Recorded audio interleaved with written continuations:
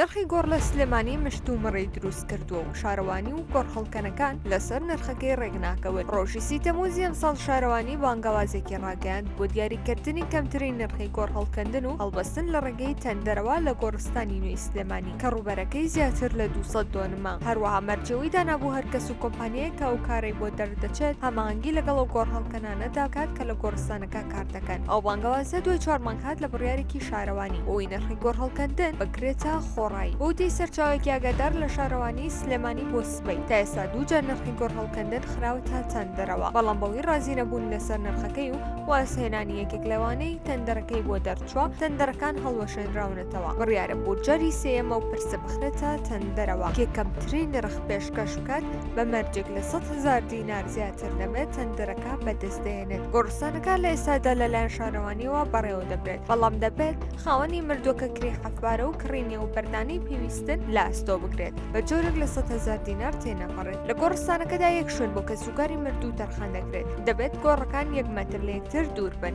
لە سلێمانی 25 گۆڕستان بوونیان هەیە کە زۆربەیان پڕبوونەتەوە و شوێنی نەشتنی مردویان نەما.